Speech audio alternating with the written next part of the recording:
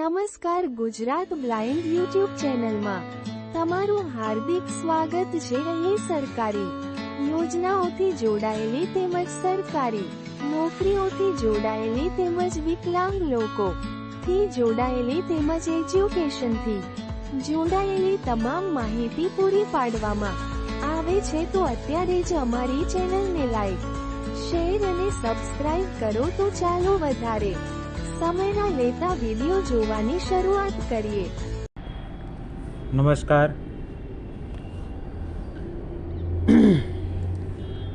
Gujarat blind YouTube channel પર હું Vanzara Pushpak.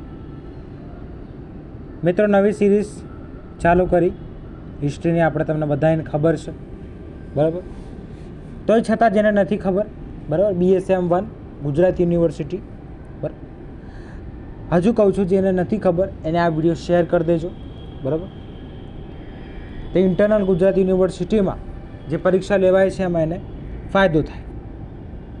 Clear કરવા માગું છું કે મેજર વિષય હિસ્ટ્રીના વિડીયો અત્યારે અપલોડ થશે, એની પછી માઇનોર હિસ્ટ્રી પણ આ ચેનલ પર લેવામાં આવશે બરાબર। તો આપણે હવે વિડીયોની શરૂઆત કરીએ બરાબર। તો ગઈકાલે આપણે જોઈ ગયા કે નવજાગૃતિ યુગની શરૂઆત કઈ રીતે થઈ બરાબર। હવે આપણે વાત કરી નવજાગૃતિ યુગની બરાબર। પહેલાં તો આપણે વાત કરીએ કોન્સ્ટેન્ટિનોપલ બરાબર, એક રાજ્ય છે બરાબર, જેની રાજધાની હતી કોન્સ્ટેન્ટિનોપલ। કોન્સ્ટન્ટાઇન નામનો રાજા હતો બરાબર, એને પૂર્વમાં એક રાજ્ય સ્થાપ્યું હતું। એનું શું નામ હતું? એનું નામ હતું બાઝન્ટાઇન। શું નામ હતું? બેઝન્ટાઇન, જેની રાજધાની હતી કોન્સ્ટેન્ટિનોપલ બરાબર। એટલે હાલનું જે તુર્કી છે ને એની રાજધાની ઇસ્તાંબુલ બરાબર, જે પૂર્વ યુરોપમાં છે બરાબર। હવે આ કોન્સ્ટન્ટિનોપલ રાજધાની છે બરાબર। હવે આપણે સમજીએ આ શું કહેવા માંગે છે બરાબર, કે અહીંયાથી આ રાજધાનીના આ જે હું બોલું છું એને હું લેવા દેવા છે। તો અહીંયા શું કહે છે ખબર છે કે 15મી સદીમાં યુરોપ પોતાની મધ્યયુગીન આળસ ત્યજીને બેઠું થઈ રહ્યું હતું બરાબર। એટલે યુરોપનો વિકાસ થઈ રહ્યો હતો, મધ્યયુગમાંથી ધીરે ધીરે યુરોપ બહાર આવી રહ્યો હતો। અહીં કોન્સ્ટન્ટાઇન દ્વારા સ્થાપેલી બાઝન્ટાઇન રાજ્ય, જેની રાજધાની કોન્સ્ટન્ટિનોપલ મેં કીધું હાલનું ઇસ્તાંબુલ, તે ખૂબ સારું એવું વ્યાપારિક કેન્દ્ર હતું। મરી મસાલા, પછી તમે અન્ય તેલ સામગ્રી અન્ય તમે લઈ લો તો એનો એ વગેરે વસ્તુઓનો બરાબર, કોઈ બી મરી મસાલા છે, પછી તેલ છે, કાપડ છે, આ બધાનું વેપાર કરતું હતું બરાબર। આના બહુ સારું વેપારિક કેન્દ્ર હતું કે જેનું એશિયા સાથે પણ વેપાર ચાલતું હતું બરાબર। એશિયા છે, પછી અન્ય દેશો છે, એની સાથે બહુ સારી રીતે બહુ મુખ્ય વેપારિક બંદર હતું એમ કહેવાય છે। પણ શું થાય છે, એક ઈસવીસન 1453માં, ઈસવીસનની 1453માં ઉસ્માની તુર્કો દ્વારા આ બંદર પર આક્રમણ થાય છે બરાબર। હવે આ બંદર પર આક્રમણ થાય છે તો થાય છે શું કે આ બંદરની અંદર રહેતા જે વિદ્વાનો છે, ગ્રીક વિદ્વાનો છે, એ પોતાના ગ્રંથો અને બહુમૂલ્ય જ્ઞાન સાથે આ જે બાઝન્ટાઇન છે, કોન્સ્ટન્ટિનોપલ છે, એને છોડી દે છે અને ક્યાં આવી જાય છે? યુરોપમાં આવી જાય છે। હવે અહીંયા યુરોપમાં શું થાય છે? હવે અહીંયા શું કહે છે કે યુરોપની માનસિક અને બૌદ્ધિક સ્થિતિજો વિસ્તરી રહી હતી બરાબર। હવે એની માનસિક અને બૌદ્ધિક સ્થિતિજો વિસ્તરી રહી હતી, એવામાં જ એમને પ્રાચીન ગ્રીક અને રોમન સંસ્કૃતિનો પણ જ્ઞાન મળે છે। કોણ આપે છે? એ જે વિદ્વાનો અહીંયા આવ્યા ને એ એમને માર્ગદર્શન આપે છે બરાબર। અને એમનું જે બૌદ્ધિક વિકાસ થતો હતો પણ એ વધારે ઝડપથી થવા માંડે છે બરાબર। આમ તેમના જે સાંસ્કૃતિક વારસો છે એ સાંસ્કૃતિક વારસાનો વિકાસ થાય છે. બરાબર. આગળ જોઈએ આપણે ચેપ્ટરમાં.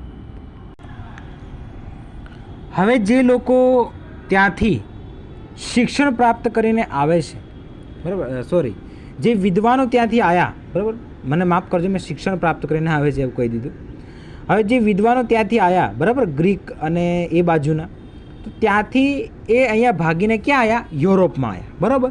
હવે યુરોપમાં જ્યારે આવે છે તો એમના દ્વારા જે એમ કહેવાય ને કે જ્ઞાન છે, તત્વજ્ઞાન છે, જીવન જીવવાની રીત છે, આ બધાનું વિજ્ઞાન છે, આ બધાનું જ્ઞાન કોને મળ્યું? એમના તરફથી યુરોપને મળ્યું. કોને મળ્યું? યુરોપને મળ્યું. બરાબર. સ્વાભાવિક છે કે હવે જે જ્ઞાન તમારી પાસે હોય, બરાબર, તમે તેનાલીરામમાં જોયું હશે, બરાબર, એમાં રાજા કૃષ્ણદેવરાયનો મુખ્ય સલાહકાર એક હોય છે, બરાબર, તેનાલીરામા. જો માનો કે રાજા કૃષ્ણદેવરાયનો રાજ્ય એટલા વર્ષ સુધી ચાલ્યું, કોના? તેનાલીરામાના લીધે.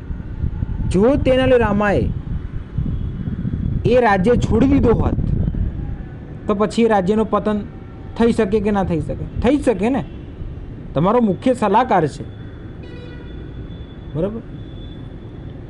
એટલે એક વસ્તુ યાદ રાખવાની કે રાજા બી હોય કે કોઈ બી હોય, પણ શાસન જો તમે બધાને સાથે લઈને નહીં ચાલો ને તો એક દિવસ તમારું પતન થાય ને થાય. એવું જ આ તુર્કોએ આવી જ ભૂલ કરી. એ લોકોએ આક્રમણ કર્યું, પણ જો એ લોકોએ ત્યાંના જ્ઞાનીઓ અને વિદ્વાનોને ત્યાં શરણ આપી દીધી હોત ને તો એ કોન્સ્ટેન્ટિનોપલ જે રાજ્ય છે ને આજે પણ બની રહ્યું હોત. બરાબર. હવે શું થાય છે કે આ બધું જ્ઞાન યુરોપને મળે છે એટલે યુરોપની અંદર માનસિક અને બૌદ્ધિક ક્રાંતિ આવે છે. આટલા વર્ષથી રાજ કરે, પોતાના મનમાં સમજે છે શું આવે ને.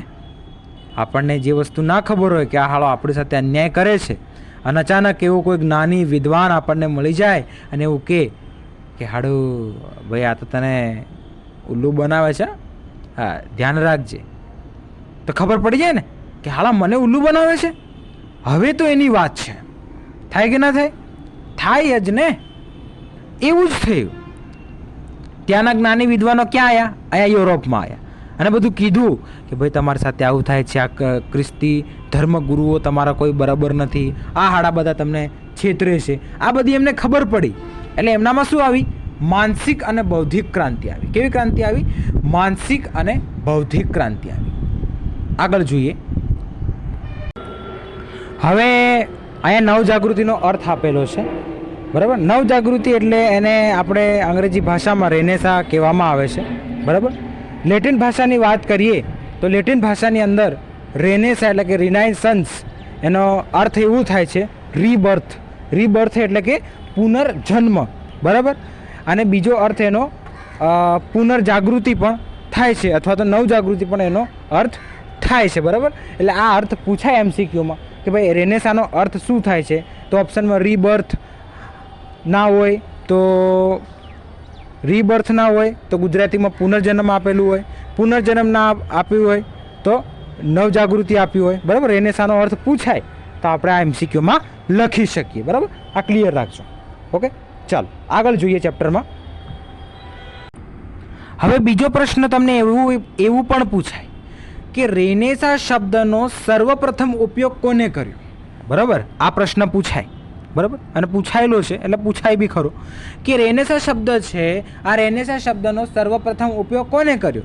તો રેનેસા શબ્દનો સર્વપ્રથમ ઉપયોગ ડેનિશ ડિડેરો સમયગાળો 1713 થી 1784 દ્વારા કરવામાં આવ્યો છે, બરાબર. રેનેસા શબ્દનો સર્વપ્રથમ ઉપયોગ કોને કર્યો? ડેનિશ ડિડેરો, જે ફ્રાન્સના છે. સમયગાળો છે 1713 થી 1784, બરાબર. એટલે આ MCQમાં પૂછાય કે ભાઈ રેનેસા શબ્દનો પ્રથમ ઉપયોગ કોને કર્યો? તો આપણે આ ટીક કરી શકીએ કે ના કરી શકીએ? કરી શકીએ. ઓકે, ચાલો હવે આપણે ચેપ્ટરમાં આગળ સમજીએ. આજે વિડીયો થોડોક લાંબો થશે, બરાબર, પણ અમુક મુદ્દા આપણે અગત્યના છે એની ચર્ચા કરી લઈએ છીએ. બરાબર. હવે એનો અર્થ એમને શું કર્યો હતો? જો આપણે જે જોયું ને રિનાઇસન્સ, એ લેટિન ભાષામાં એનો અનુવાદ કરીએ ને તો થાય. પણ ડેનિશ ડિડરોએ પહેલાં સર્વપ્રથમ આ શબ્દનો ઉપયોગ કર્યો હતો કે ભાઈ રેનેસા શબ્દ, એનો અર્થ એમને શું કર્યો હતો એ આપણે જોઈએ. તો એમને એનો અર્થ એવો કર્યો હતો કે ભાઈ રેનેસા એટલે કે ગ્રીક અને રોમનની જે પ્રશિષ્ટ સંસ્કૃતિ છે એને પુનર્જીવિત કરવી કે જીવંત રાખવી, એનો અર્થ એમને આવો કર્યો હતો. કોને કર્યો હતો? ડેનિશ ડિડરોએ. શું અર્થ કર્યો હતો? કે જે રેનેસા શબ્દ છે એનો અર્થ એવો એમને કર્યો કે ભાઈ ગ્રીક અને રોમનની જે પ્રશિષ્ટ સંસ્કૃતિ છે એને પુનર્જીવિત કરવી કે જીવંત રાખવી, એવો અર્થ કર્યો હતો. કોને કર્યો હતો? ડેનિશ ડિડરોએ. બરાબર, આ યાદ રાખજો. સમયગાળો બી ખાસ યાદ રાખજો, 1713 થી 1784. બરાબર, ઓકે.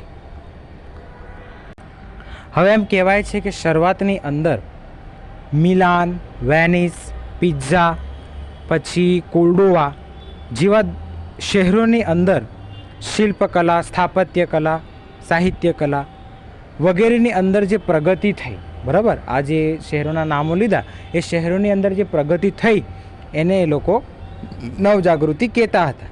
બરાબર, એટલે આમે પૂછાય કે નવજાગૃતિના અર્થ આમાંથી ગમે એ લખી જ દેવાનું તમારે. આ જે ડેનિશ ડિડરોએ આપ્યું છે ને એ પણ તમે લખી શકો અર્થમાં. અને આમ એવું બોલ્યો ને કે શરૂઆતની અંદર વેનિસ, કોર્ડોવા, પિઝા, મિલાન જેવા શહેરોની અંદર જે સ્થાપત્ય કલા છે, પછી શિલ્પકલા છે, એની અંદર જે પ્રગતિ થઈ એને એ લોકો શરૂઆતની અંદર નવજાગૃતિ કહેવામાં આવતી હતી. બરાબર, હા, એની પછી અનેક વિદ્વાનોએ અનેક અર્થ આપ્યા છે, એ આપણે ચર્ચા કરીએ. બરાબર, હવે આ એક પ્રશ્ન પૂછાઈ શકે, બરાબર, કે નવજાગૃતિની શરૂઆત ક્યાંથી થઈ? બરાબર, નવજાગૃતિની શરૂઆત ક્યાંથી થઈ? તો નવજાગૃતિનું એમ કહેવાય ને કે મુખ્ય કેન્દ્ર એ ઇટાલી છે. નવજાગૃતિનું મુખ્ય કેન્દ્ર ઇટાલી છે. બરાબર, ઇટાલીથી શરૂ થયેલી નવજાગૃતિ, બરાબર, આખા એ યુરોપમાં ફેલાઈ. એટલે આ પ્રશ્ન પૂછાય MCQમાં કે નવજાગૃતિની શરૂઆત ક્યાંથી થઈ? તો ઇટાલી આપણે ટીક કરીને આવતું જ રહેવાનું. બરાબર ને? આ તો ઇટલી પૂછાય ને ઇડલી એ પૂછાય, આપણે જે આવે એ ટીક કરી જ દેવાનું MCQ. બરાબર, તો ઇટાલીમાંથી આની શરૂઆત થાય છે, આખા યુરોપમાં ફેલાય છે. બરાબર, હવે અહીં કેટલાક ઇતિહાસકારો, કેટલાક વિદ્વાનો છે જે પોતાના મંતવ્ય પ્રમાણે, બરાબર, એમને જે લાગ્યું એ પ્રમાણે એ નવજાગૃતિના અર્થો આપે છે. બરાબર, હવે એ નવજાગૃતિના જે અર્થ આપે છે એ અર્થો આપણે નેક્સ્ટ વિડીયોમાં સમજીશું. બરાબર, તો આ વિડીયો કેવો લાગ્યો મને જરૂરથી જણાવજો અને મારી આ ચેનલને લાઈક, શેર અને સબસ્ક્રાઈબ પણ કરજો. તો હવે આપણા તમારા સૌથી વિદાય લેવાનો સમય થઈ ગયો છે. બરાબર, તો હું વિદાય લઉં છું. અસ્તુ. જય હિન્દ, જય ભારત, જય જય ગરવી ગુજરાત. બરાબર, ચલો મળીએ નેક્સ્ટ વિડીયો.